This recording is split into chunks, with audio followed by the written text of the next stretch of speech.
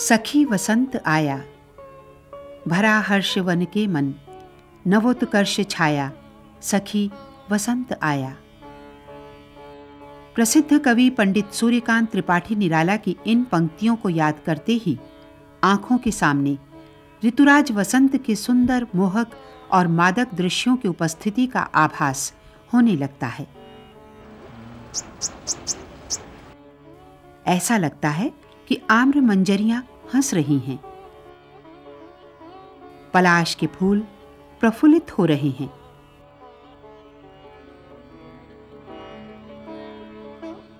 सेमल के पुष्पों के सौंदर्य से पूरा वातावरण सुंदर दिख रहा है और इन सब का साथ देने के लिए कचनार भी पुष्प धारण करने में पीछे नहीं है।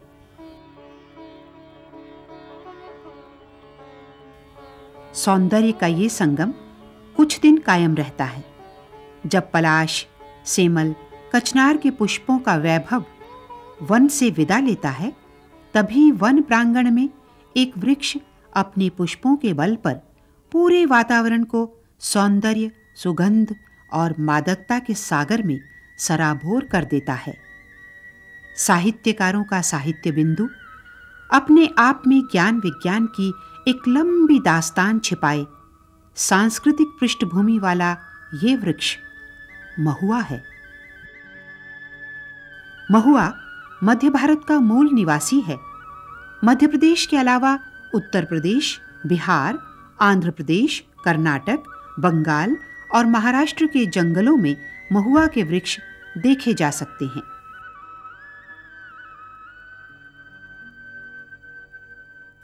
महुआ का पेड़ मध्यम आकार का होता है। इसकी ऊंचाई 20 मीटर तक होती है। इस वृक्ष का ऊपरी भाग छतरी जैसा चौड़ा होता है। मधुका इंडिका वानस्पतिक नाम वाला महुआ सेपोटेसी कुल का सदस्य है। इस कुल के अन्य सदस्यों में चीकू, खिरनी और मोरसली प्रमुख हैं। महुए का तना मोटा और जमीन की सतह के लंबवत सीधा खड़ा होता है। इसके तने और शाखाओं की छाल काफी मोटी होती है, जिस पर खड़ी दरारें पाई जाती हैं।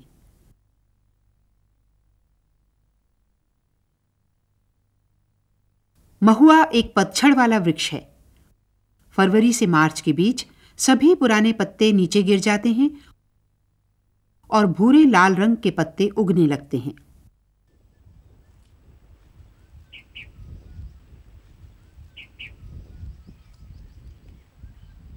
पत्ते सरल, अंडाकार, पर्णवृंत युक्त एकांतर क्रम में व्यवस्थित होते हैं। पत्तों की लंबाई लगभग 25 सेंटीमीटर तथा चौड़ाई लगभग 8 सेंटीमीटर होती है।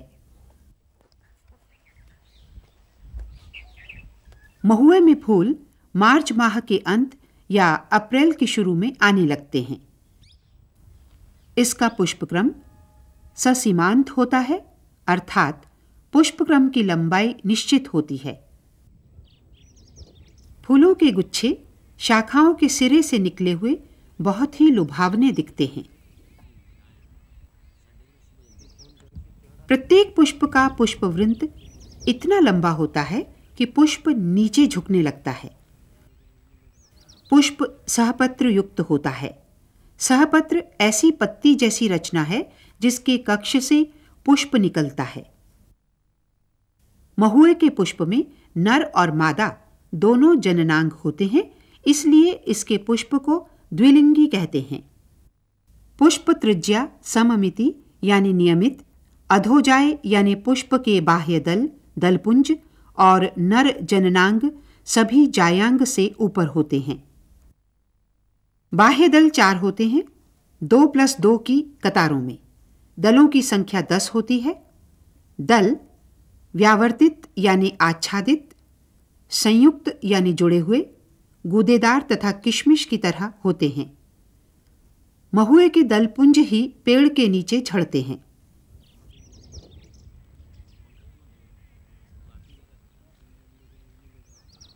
पुमंग असंख्य 2 या 3 कतारों में व्यवस्थित होते हैं। जायांग बहुअंडप होता है। अंडाशय युक्त अंडप यानी अंडप जुड़े हुए, उत्तरवर्ती यानी पुष्प के सभी भागों के ऊपर, और बहुकोष्ठीय यानी बहुत सारे कोष्ठों का बना होता है। वर्तिका लंबी तथा बाहर की ओर निकली हुई रहती है। महुए का फल बद्री फल यानी रसदार होता है। फल गूदेदार होता है। सामान्यतः फल में एक ही बीज पाया जाता है जो द्विबीजपत्री होता है।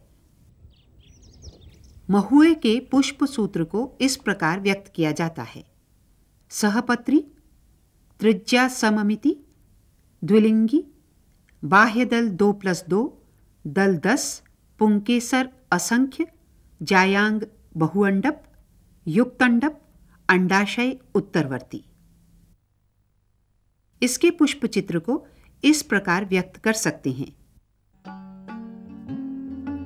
महुए के फूलों से कस्तूरी जैसी सुगंध आती है जो कीटों को अपनी ओर आकर्षित करती है। परागण कीटों की मदद से संपन्न होता है।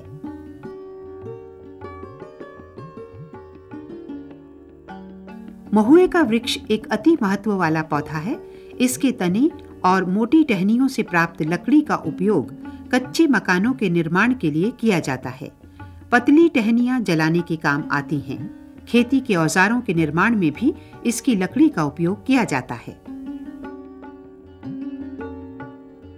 महुए के एक सामान्य वृक्ष से साल भर में लगभग 100 किलोग्राम फूल प्राप्त होते हैं।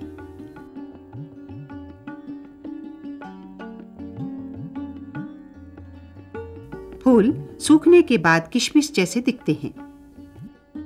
वैज्ञानिक अध्ययन ये बताते हैं कि महुए के फूलों में प्रोटीन, वसा, कार्बोहाइड्रेट्स, खनिज और लवण जैसे भोजन के महत्वपूर्ण और पौष्टिक तत्व भरपूर मात्रा में पाए जाते हैं। ये फूल खाने योग्य होते हैं। इनको चावल के साथ उबालकर खाया जाता है। इन फूलों का उपयोग हलवा तथा मिठाइयां बनाने में भी किया जाता है।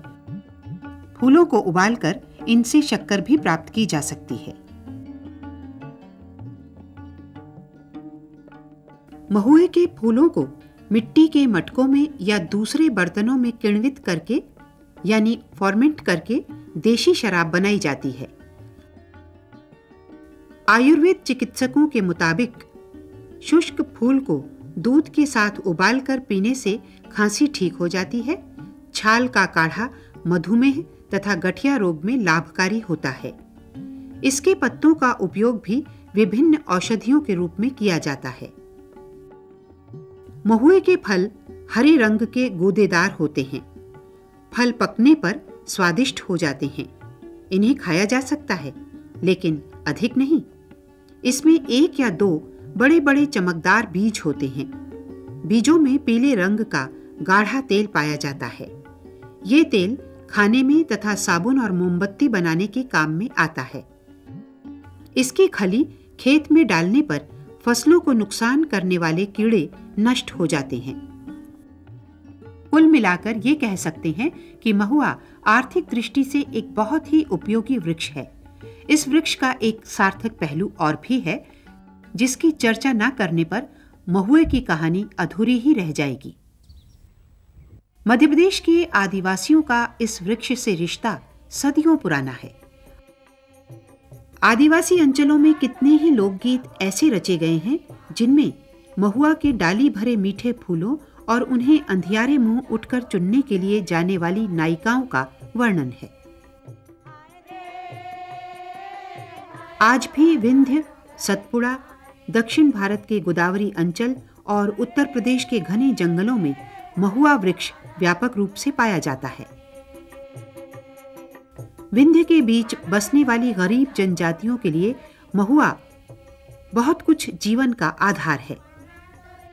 उनके लिए ये मात्र वृक्ष नहीं, कल्प वृक्ष है। वैसे तो आदिवासी महुए के फूलों का उपयोग कई प्रकार से करते हैं, लेकिन महुए की शराब के बिना इन जनजातियों का कोई भी पर्व और उत्सव अधूरा ही समझा जाता है। झाबुआ के आदिवासी 5 लीटर तक महुए की शराब अपने घर में बिना लाइसेंस के रख सकते हैं।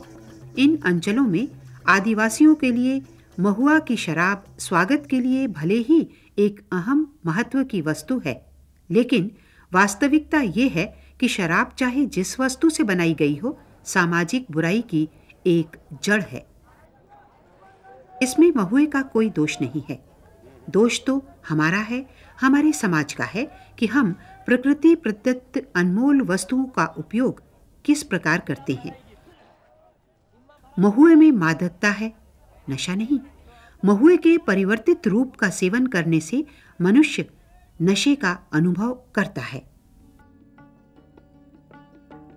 आदिवासी महुए के फूल का उपयोग अन्य प्रकार से भी भोज्य पदार्थ के रूप में करते हैं।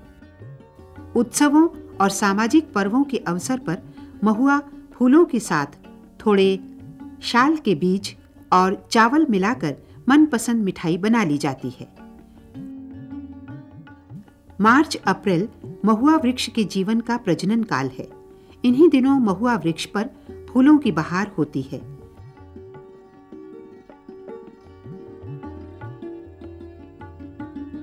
महुआ के फूलों के चयन का कार्य लगभग 15 दिन चलता है। इस बीच महुआ अपनी समस्त फूल बहार समर्पित कर फलों को अपने अंक में लेकर समाधिस्थ हो जाता है।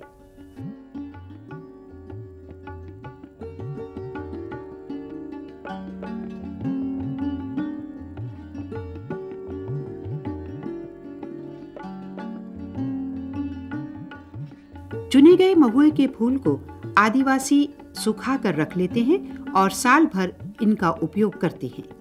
ज्यादा जरूरत पड़ने पर बाजार हाट से भी महुआ खरीदकर काम चलाते हैं।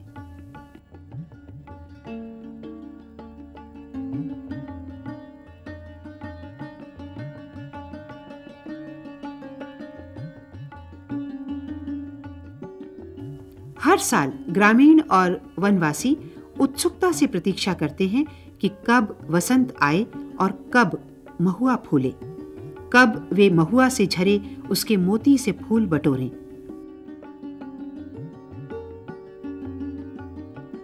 लेकिन जरा सोचें, यदि वसंत ऋतु ही ना आए, महुआ पर फूल आना ही बंद हो जाएं, या महुआ के वृक्ष ही समाप्त हो जाएं, तो इन ग्रामीण और आदिवासियों पर क्या गुजरेगी? ये केवल कल्पना नहीं बल्कि सच लगने लगता है। विगत कुछ वर्षों में शहरीकरण बढ़ा है। वनों का प्रतिशत घटता जा रहा है। बढ़ते कल कारखानों, मोटर गाड़ियों और उद्योगों से प्रदूषण बढ़ रहा है। नदियों और जलाशयों का जल सूख गया है। वर्षा में कमी आई है। यही क्रम जारी रहा तो बहुत सारे वृक्षों के साथ महुआ अवसान की ओर बढ़ चलेगा और साथ ले जाएगा एक ऐसी संस्कृति जो महुए के बीज के साथ अंकुरित होती है, वृक्ष की वृद्धि के साथ विकास की डगर पर अग्रसर होती है।